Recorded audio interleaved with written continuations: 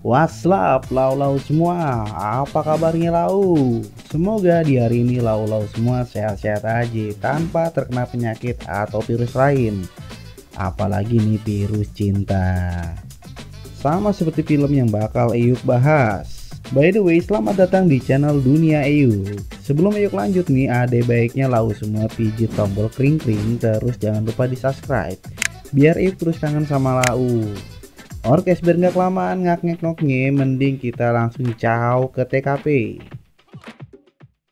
Orkes, film yang bakal yuk bahas kali ini berjudul 500 Days of Summer. Widih, so bahasa Inggris lagi yuk nih. Babang director Mark Webb meramu film ini menjadi melankolis. Yes, Yodis bermain dalam imajinasi manusia yang hatinya tersakiti oleh cinta. Widih, sesuatu yang ngena banget nih buat para bucin lovers.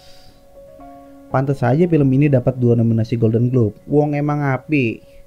Di IMDb sendiri, 500 Days of Summer dapat skor yang nice alias niche dengan 7.7. Sebuah pencapaian yang aduhai untuk film bergenre komedi romantis. Orkes, kita lanjut. Film ini bercerita tentang Tom Hansen yang diperankan oleh Joseph Gordon-Levitt yang bekerja sebagai kreatif designer di sebuah perusahaan kartu ucapan. Suatu hari, dalam sebuah meeting internal, bos Tom mengenalkan Summer Vin yang diperankan oleh Zoe Deschanel.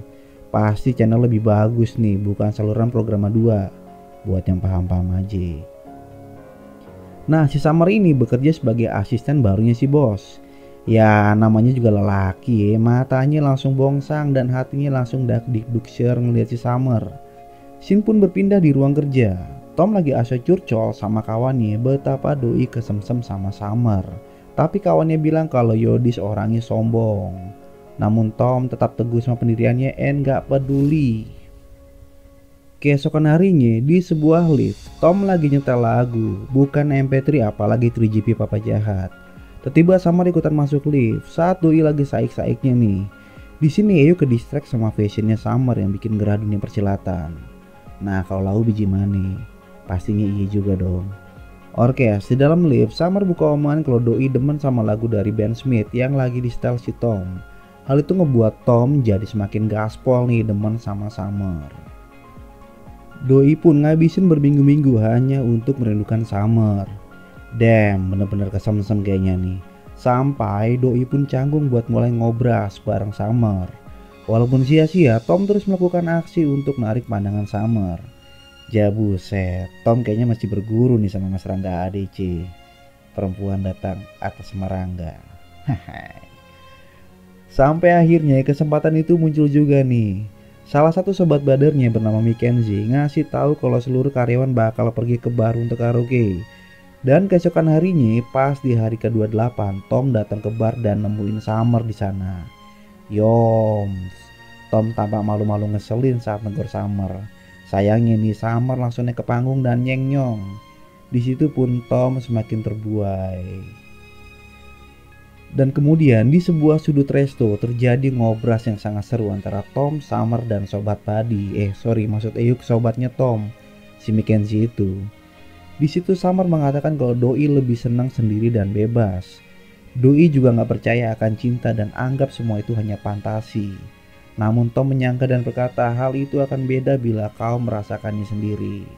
Wow, udah mulai jadi Mas Rangga nih si Tom.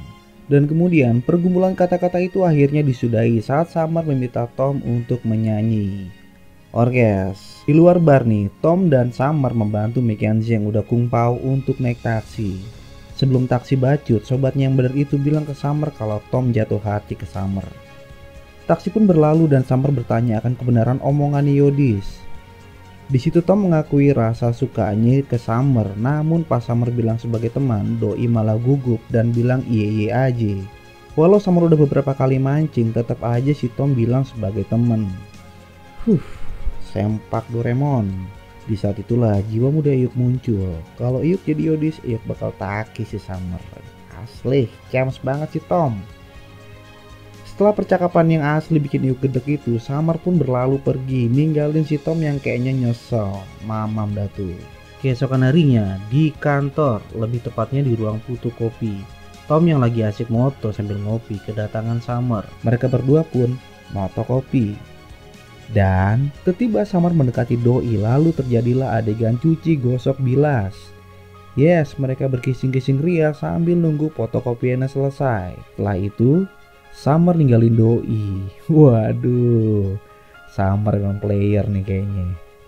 Nah, ruang fotokopi itu jadi saksi perubahan hubungan mereka. Tom dan Summer menjadi lebih dekat, makin dekat dan deket banget. Di sini, Babang Markweg menghadirkannya dengan apik. Kisah cinta mereka nih dibalut macam anak SMA yang lagi pacaran aja. Mereka sampai jalan-jalan ke IKEA, layaknya Mimi dan Pipi. Mereka bermain rumah tangga di sana. Dan scene pun berubah malam. Hari-hari indah tadi siang ditutup dengan hidangan penutup yang saik. Di apartemen Tom, mereka berdua akhirnya kimpoy. Nice job Tom, gitu dong. Keesokan paginya Tom keluar apartemen dengan ceria. Yoms, beda ya yang habis ngeluarin macan. Dan dunia pun menyambut keceriaan Tom. Saat menuju kantor, Doi pun bernyanyi, menari, dance zumba, tari piring, tari pendet. Untungnya kagak senam kegel. Dan Tom pun akhirnya tiba di kantor. Singkat cerita nih, kehidupan Tom berubah drastis setelah kejadian di ruang fotokopi. Hidup Tom menjadi lebih berarti dan berwarna dengan kehadiran Summer di sisinya. Hari-hari Summer diisi oleh Tom dan juga sebaliknya. Tom mengajak Summer keliling kota, kemudian Doi mengajak Summer ke tempat favoritnya, yaitu sebuah taman kota. Di situ ada sebuah bangku taman dan itulah tempat favoritnya si Tom. Di tempat ini nih, Mark Webb sepertinya menjadikannya sebagai golden spot, bukan G-spot ya, dengan menghadirkan sesuatu yang sangat menyentuh. Apalagi scene saat Tom melukis gedung-gedung di lengannya Summer. Yuk yang nonton aja dapet feel-nya. Orkes kita lanjut ya. Ya, namanya juga kisah cinta, ada kalanya bermusuhan. Dan itu terjadi dengan mereka berdua. Kejadian itu dipicu oleh munculnya seorang pria durjana yang coba deketin Summer. Sebenarnya nih Summer udah nolak Doi, namun perkataan Doi ngebuat Tom marah. Tom lalu mukul Yodis, namun Yodis berhasil buat Tom kung pao. Setelah membawa Tom yang lunglai ke apartemen, Summer dan Tom akhirnya berantem dan Tom pun pulang. Singkat cerita, Summer akhirnya pergi ke apartemen Tom dan Yodis minta maaf sambil menyatakan kalau hubungan mereka hanya TTM, teman tapi maknyus. Dan Tom pun mengiyakan lagi. Setelah itu mereka pun kimpoy lagi. Hari-hari mereka berdua pun kembali ceria. Kita bisa lihat keceriaan mereka berdua saat di taman. Mereka bermain teriak-teriakan manggil si Otong. Otong, Otong, Otong gitu. Kelakuan gila mereka pun akhirnya membuat seluruh pengunjung taman melototin mereka. Nih walaupun malu nih, mereka pun terlihat sangat bahagia. Waktu pun berlalu cepat hingga pada suatu hari ada kejanggalan dalam diri Summer. Diawali dengan menonton film di bioskop, Summer tiba-tiba menangis. Saat film menampilkan scene pasangan pengantin yang ceria setelah pernikahan, namun lambat laun keceriaannya pun lenyap. Singkat ceritanya nih, setelah kejadian di bioskop, perasaan Summer semakin memudar ke Tom. Widih, mirip kayak shadow-nya Polda Eyuk nih, aka polisi dapur. Sampai akhirnya nih, di sebuah tempat makan dan bukan sebuah pujasera, Summer memutuskan untuk gak lagi bertemu Tom, karena Summer seperti kehilangan kebahagiaan bersama Tom. Tom yang hancur hatinya lantas berlalu pergi, walau Summer menahannya sambil berkata bahwa mereka masih bisa berteman. Kehilangan Summer membuat Tom dalam kondisi depresi hebat. Sobat-sobat Tom selalu menyemangati Tom nih, dan juga ada sosok Rachel, gadis kecil yang gayanya sok tua dan terus nasihati Tom. Keadaan Tom pun semakin memburuk sampai berpengaruh di kerjaannya.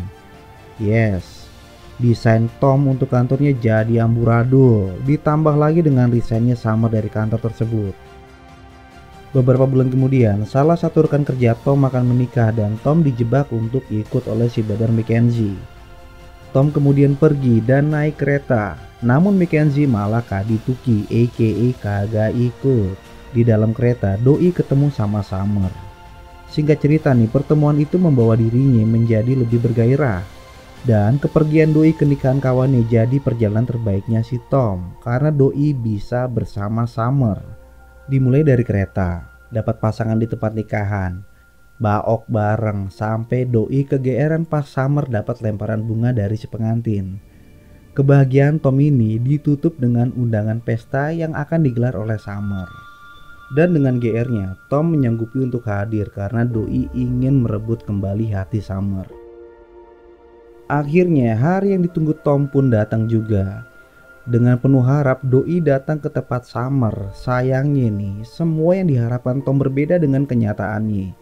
Summer malah menjaga jarak sama Tom dan Tom hanya ditemani sebotol Amer. Semoga doi kagak puma, aka pura-pura mabuk. Dan yang parahnya lagi, Tom melihat dengan mata kepalanya sendiri dan yang pasti bukan mata kaki, apalagi mata daki. Kalau Summer menunjukkan cincin tunangannya ke kawannya Summer. Seperti kejatuhan gajah sekebon nih, hati Tom hancur tapi kagak berantakan karena bakalan ribet bersihinnya. Tom yang kecewa akhirnya ngibrit pulang sambil nyetel lagunya Sheila on 7 yang berjudul Berhenti Berharap.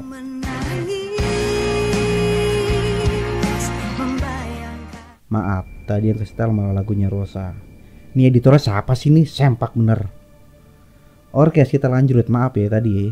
Singkat cerita nih, setelah kejadian itu Tom makin jatuh dan berada di antara kehancuran dan kepunahan batin. Ya kelas nih skrip, fangke banget. Tom jadi demen mabuk lagi, males mandi, males bangun sampai males cebok. Keesokan harinya, Tom datang ke kantor dengan lesu, lemah akibat kurang darah. Lalu Mackenzie ngingetin Tom kalau ada meeting internal. Tom yang udah muak dengan yang namanya cinta, kebohongan dan kata-kata kiasan, akhirnya berkata di forum nih bahwa semua yang dilakukan oleh dirinya, rekan kerja dan kantornya adalah pembodohan publik. Sebuah harapan semu yang dihadirkan dalam sebuah kartu ucapan. Lalu Tom mengakhiri ucapannya dengan cara resign dari kantor. Bapaknya bos dan kawan-kawannya kaget, untungnya kagak latahan. Dan hanya Mackenzie yang tepuk tangan. Scene kemudian beralih ke hari 450 di mana Tom mencoba mengalahkan rasa depresinya dengan dibantu para sobatnya dan juga Rachel yang sok dewasa. Sampai akhirnya omongan Rachel bikin Tom serasa digebukin Jepang. Rachel berkata kalau Tom mestinya lihat lebih dalam tentang kenangan mereka berdua dan mencari tahu apa yang salah dari hubungan itu. Setelah pertemuan dengan Rachel, Tom mulai bangkit dan menyibukkan diri dengan kembali bergelut di dunia arsitektur. Yes, Tom mulai membuat sketch, mencari referensi dan lempar-lempar lamaran ke berbagai perusahaan. Singkat cerita, Tom mulai membuang kenangannya dan memulai kehidupan baru. Tom mulai mencoba membunuh sepi dengan berbagai kesibukan diri. Sampai akhirnya doi duduk di sebuah bis dan mengubur rasa depresinya. Sedangkan di sudut lain, Summer terlihat bahagia setelah melangsungkan pernikahan. Tom yang baru selesai interview berjalan mulai menuju taman, sebuah tempat favoritnya. Pas Tom lagi saik-saiknya natap gedung itu, tiba-tiba doi dikagetkan oleh Summer yang tiba-tiba manggil. Rupanya nih Summer memang pengen ketemu Tom. Walau agak canggung, namun mereka coba mencairkan suasana. Sebenarnya saat itu Tom marah ke Summer yang tiba-tiba ninggalin doi sampai terpuruk. Sampai Summer menenangkannya dan senang kalau Tom sekarang baik-baik aja. Singkat cerita, Tom mengaku kalau semua pemikirannya tentang cinta itu salah dan Summer berkata bahwa semua itu berawal dari rasa percaya. Doi percaya kalau suaminya itu dapat membahagiakannya dan perasaan itu yang gak doi dapatkan waktu sama Tom. Oh jadi begitu. Nah dari perspektif Euk nih, cinta yang terlalu dalam bukan berarti dapat memiliki hati seseorang, tapi rasa percaya itu kuncinya. Maaf ya, Euk jadi ngikutin Mas Rangga nih. Dan kemudian Tom pun berkata bahwa doi bahagia kalau Summer sudah hidup bahagia. Dan kemudian Summer pun pergi dengan senyum. Endingnya nih, tepat di hari ke-500, Tom akhirnya dapat panggilan interview. Saat doi lagi nunggu dipanggil, doi ketemu seorang gadis di sana. Sama seperti kejadian awal, Tom ketemu Summer. Gadis tersebut lebih dulu membuka percakapan. Gadis itu bernama Autumn dan doi pernah lihat Tom di taman yang jadi tempat favoritnya Tom. Suasana pun cair dengan candaan mereka dan saat Tom dipanggil untuk interview, Tom kemudian mengajaknya untuk minum kopi bareng. Dan endingnya Autumn pun menerima tawaran Tom dan hari pun kembali ke angka 1 yang berarti hidup baru untuk Tom. Nah buat Eyuk nih, Mark Webb menampilkan film ini di konteks percintaan yang real, tentang kepercayaan, rasa sakit, depresi, dan bagaimana bangkit dari keterpurukan. By the way, semua balik lagi ke persepsi Lau semua. Apakah Tom yang salah atau Summer yang jahat? Itu balik lagi ke Lau. Oke, sebelum Eyuk bacut, Eyuk mau ngucapin mamaci buat semua tim yang ngerjain film 500 Days of Summer, para kru, pemain, dan yang paling penting buat Lau semua, sobat setia dunia Eyuk. Semoga Lau kagak gumuhan karena dengerin Eyuk ngak-ngekok dari tadi. Orkes, mamaci semua dan Eyuk bacut.